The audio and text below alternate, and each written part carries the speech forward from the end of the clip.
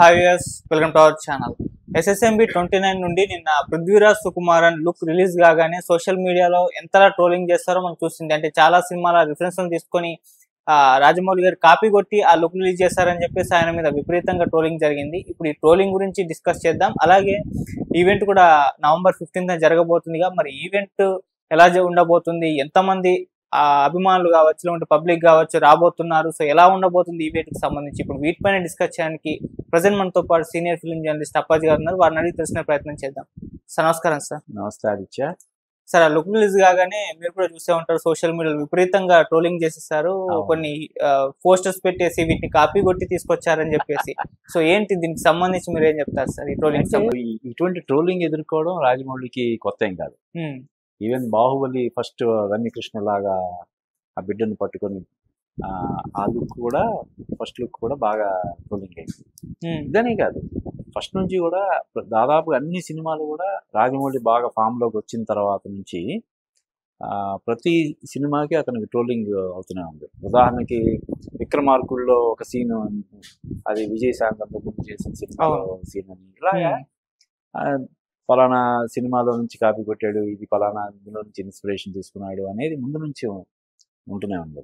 అయితే ఆదిత్య, అంటే ఆ సిమిలారిటీస్ ఉన్నాయని చెప్పి వాళ్ళ పోలికి తీసుకొచ్చి దాన్ని చేయడాన్ని కూడా మనం ఇది తప్పు పట్టం. కానీ కొన్ని లక్షల సినిమాలు వచ్చిన తర్వాత ఏ సినిమాతో రిఫరెన్స్ లేకుండా, ఏ సినిమాతోటి ఏ స్టిల్ తోటి పోలిక లేకుండా కొత్తగా ఒక సినిమా తీయడం కానీ, ఒక పోస్టర్ రిలీజ్ చేయడం కానీ సాధ్యం అంటావా? సాధ్యమేనా? ఓన్లీ మన తెలుగులోనే దాదాపు ఇప్పుడు 100 సంవత్సరాలు పూర్తి చేసుకోబోతున్నాం త్వరలో కదా. ఈ 100 ఏళ్లలో దాదాపుగా కొన్ని వందల సంవత్సరానికి 200-300 సినిమాలు చొప్పున కొన్ని వేల సినిమాలు వచ్చేసాయి. ప్రపంచవ్యాప్తంగా చూస్తే కొన్ని లక్షల సినిమాలు వచ్చి ఉంటాయి కదా. మన ఇండియాలోనే 1,00,000 దాటిపోయి ఉంటాయి, లక్షల సినిమాలు వచ్చి ఉంటాయి. ప్రపంచవ్యాప్తంగా ఇంకా చెప్పనవసరం లేదు.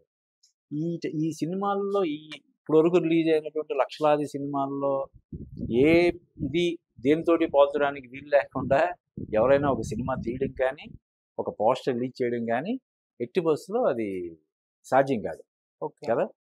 ఇంకొకటి ఏంటంటే, రాజమౌళి రేపు 15వ తారీఖున ఒక ప్రెస్ మీట్ పెట్టి, ఆ ప్రెస్ మీట్ని కూడా ఒక ఓటీటీ సంస్థకి ఇది చేసి రైట్స్ దానికి ఇచ్చి ఒక మెగా ఈవెంట్ లాగా, అంటే అంతకుముందు ఎప్పుడు నాకు తెలిసి ఒక ప్రెస్ మీట్, ఒక సినిమా సంబంధించినటువంటి ఒక ప్రెస్ మీట్ ఒక ఓటీటీ ప్లాట్ఫామ్ స్ట్రీమ్ చేయడం, దానికి ఎక్స్క్లూజివ్గా రైట్స్ ఇవ్వడం అనేది ఇప్పటివరకు జరగలేదు. కాబట్టి ఆ మెగా ఈవెంట్కి ముందు, ఆ సూపర్ డూపర్ ఈవెంట్కి ముందు ఇది కావాలని అతను ఇలాగా చేసి ఉంటాడు కూడా కదా. అంటే ఇది నిజానికి 15వ తారీఖున ఈ సినిమాకి సంబంధించి చాలా అప్డేట్స్, లేదంటే కథ ఏంటి, కాకరకాయ ఏంటి, ఇవన్నీ చెప్పడానికనే పెడుతూ కావాలని రిలీజ్ చేశాడంటే మామూలుగా అంత మరీ సీరియస్గా కాకుండా, అతను ఓన్లీ ఈ సినిమాలో పృథ్వీరాజ్ సుకుమారన్ ఉన్నాడన్న విషయం మన అందరికీ తెలిసిన దాన్నే అతని గెటప్ ఎలా ఉంటుంది, స్టోరీ బహుశా ఎలాగైనా సైఫై బ్యాక్గ్రౌండ్ అని ఉంటుంది అన్నట్టుగా రిలీజ్ చేసి ఉండొచ్చు. కాబట్టి దాని గురించి పెద్దగా సీరియస్గా తీసుకోవాల్సిన అవసరం లేదని నేను అనుకుంటున్నాను. ఓకే సరే, ఇక 15వ తారీఖు ఈవెంట్ జరగబోతుంది. సో ఇది ఇంకా సినిమాపై అంటే ప్రమోషన్స్ సంబంధించిన విషయం. మరి ఎంతమంది అభిమానులు వచ్చే అవకాశం కనిపిస్తుంది, ఎంతమంది ఆడియన్స్ ముందర మరి ఈవెంట్ జరగబోతుంది? సో రామోజీ ఫిల్మ్ సిటీలో మరి ఎలా ఉండబోతుంది అంటారు? అంటే అది బై ఇన్విటేషనే కదా అక్కడికి ఎవరైనా వెళ్ళేది. అవును, రావాలనుకుంటున్న వాళ్ళందరూ కూడా వచ్చేయగలిగితే ఇంకా కొన్ని లక్షల మంది వచ్చేస్తారు. మహేష్ బాబు అభిమానులు దూర ప్రాంతాల నుంచి కూడా వచ్చేస్తే దాదాపుగా ఒక రాజకీయ మీటింగ్ లాగా 10 లక్షల మంది వచ్చినా కూడా ఆశ్చర్యం లేదు.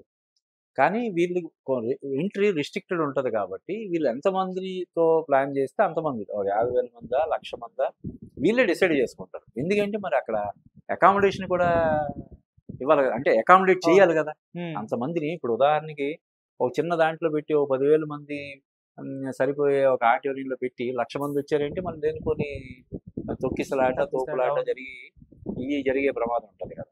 కాబట్టి వాళ్ళు ఏ స్కేల్లో వాళ్ళు చేద్దాం అనుకుంటున్నారు అనే దాన్ని బట్టి వాళ్ళు ఎంతమందిని ఇన్వైట్ చేద్దాం అనేది కూడా వాళ్ళే డిసైడ్ చేసి చేస్తారు. కాకపోతే చెప్పాను కదా, ఇది నాకు తెలిసి మన భారతీయ సినిమా చరిత్రలోనే కాదు, తెలుగు సినిమా చరిత్రలోనే కాదు, ప్రపంచ సినిమా చరిత్రలోనే ఒక సినిమాకి సంబంధించిన అప్డేట్స్ చెప్పడానికి పెట్టే ప్రెస్ మీట్ ఒక ఓటీటీ సంస్థకి ఎక్స్క్లూజివ్గా, మరి అది ఎన్ని కోట్లో మనకి ఇంకా బయటికి రాలేదు, నాకు తెలిసి చాలా ఉంటుంది. ఎందుకంటే ఇది ఒక సినిమాకి సంబంధించిన, ఒక సినిమాని రిలీజ్ చేస్తే జనాలు ఎలా చూస్తారో రేపు పొద్దున్న లైవ్లో చూసేవాళ్ళు కానీ, తర్వాత బిట్లు కింద చూసేవాళ్ళు కానీ, ఇవన్నీ ఇది అవకాశం ఉంటుంది కాబట్టి ఓకే, ఇది ఒక రికార్డు కదా. అవును, నాకు తెలిసి దాని భారీ ఎత్తున 10 కోట్లు 15 కోట్లు ఉన్నా, ఇంకా ఎక్కువ ఉన్నా కూడా ఆశ్చర్యం లేదు దాని రైట్స్. అంటే ఏ స్కేల్లో చేద్దామని ఇప్పుడు ప్రస్తుతానికైతే మనకి అందుతున్న సమాచారం ప్రకారం 1,00,000 మంది గ్యాదర్ అయ్యే అవకాశం ఉందని చెప్పి తెలుస్తుంది. మరి వాళ్ళు ఎంతమందికి అక్కడ ఏర్పాట్లు చేస్తున్నారు అంటే, ఫుడ్ పెట్టకపోయినా కనీసం వాటర్ అయినా ఇవ్వాలి కదా. వచ్చిన దూర ప్రాంతం, పైగా రామోజీ ఫిల్మ్ సిటీ అంటే అదొక ఊరు లాంటిది కదా. అది రెస్ట్రిక్టెడ్ ఎంట్రీ, ఎవరు పడితే వాళ్ళ లోపలికి వెళ్ళిపోవడానికి ఉండదు. కనీసం వచ్చిన వాళ్ళకి వాటర్ బాటిల్స్ అని ఇవ్వాలి కదా. అవును సార్. కాబట్టి వీళ్ళు మేకర్స్ ఎంతమంది వస్తున్నారో అంచనా వేసి అంతమందికి ఆ వాటర్ బాటిల్స్ అనేది సప్లై చేయాల్సిన అవసరం ఉంది. కాబట్టి ఎంతమందితో ప్రోగ్రామ్ చేయాలనుకుంటున్నారు అనేది వాళ్ళే నిర్ణయించుకుంటారు. ఓకే.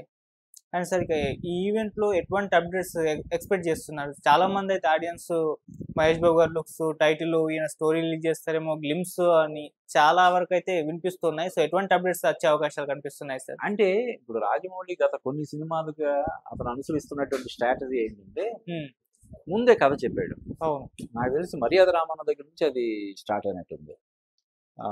RRR కూడా చెప్పేశాడు. అలాగే ఇది కూడా అంటే రకరకాల ఊహాగానాలు చేసి వీళ్ళు ఏదో ఒకటి విజువలైజ్ చేసుకొని తర్వాత ఆయన తీసేది ఒకటి అంటే మళ్ళీ లేనుకొని ఇది వస్తుందని చెప్పి, ఇదిగో నేను తీయబోయే కథ ఇదని ఆయన ముందే చెప్పేస్తాడు. మహేష్ బాబు క్యారెక్టరైజేషన్ ఏంటి, లేకపోతే పృథ్వీరాజ్ సుకుమార్ ఏంటి, ప్రియాంక చోప్రా ఏంటి, ఇవన్నీ చూచాయిగా.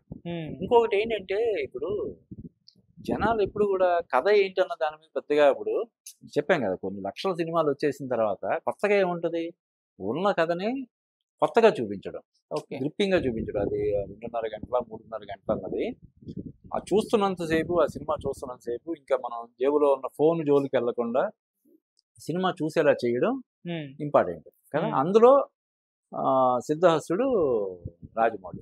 ఓకే. ఇకపోతే రాజమౌళి సినిమాను తీయడంలోనే కాదు, మార్కెటింగ్ చేయడంలో కూడా సిద్ధహస్తుడు అనే విషయం మనకు తెలిసిందే. అవును. దానికి బెస్ట్ ఎగ్జాంపుల్ ఈ ప్రెస్ మీట్ ని మార్కెటింగ్ చేయడం. సో నాకు తెలిసి ఏంటి క్యారెక్టర్స్ ఎలా ఉంటాయి ఏంటి ఇవన్నీ చూసాయిగా చెప్పేస్తాడు. అంటే పక్కదారిలోకి వెళ్ళిపోయి రకరకాల ఊహాగానాలు అది ఇది చేసుకొని, ఒకటి టైటిల్ వారణాసి అనే టైటిల్ ప్రచారంలో ఉంది. బహుశా దాన్నే ప్రకటించే అవకాశం ఉందని చెప్పి మనకు తెలుస్తుంది. వారణాసి ఆ గ్లోబ్ ట్రాటర్ అన్నది ట్యాగ్ లైన్ కింద పెడతారా ఏంటంటే చూడాలి. సార్ ఇప్పుడు జరుగుతున్న ఈ ట్రోలింగ్ కి మరి ఆ వేదిక ఏదైతే ఉందో ఆయన ఇచ్చే అప్డేట్స్ తో అందరి నోళ్ళు మూయించే అవకాశం ఉందా సార్ రాజమౌళి గారు? అంటే ఒక రకంగా అది అంటే ఈ ట్రోలింగ్ కూడా మరీ బ్యాడ్ ట్రోలింగ్ అని కాదు కదా, ప్రచారానికి తోడ్పడే ట్రోలింగ్. ఇందాక నేను చెప్పా, ట్రోలింగ్ కి గురవ్వని సినిమా అనేది ఇప్పుడు ఏది ఉండట్లేదు. ప్రతి సినిమాకి ప్రతి దానికి ఏదో ఒక పోలిక లేదంటే ఏదో ఒక ఇది ఉంటూనే ఉంటది. కాబట్టి ఈ ట్రోలింగ్ అనేది సినిమాకి ఎంతో కొంత ప్లస్ అవుతుంది తప్ప మైనస్ అవుతుందని నేను అనుకోవాలి. Right sir, thank you so much.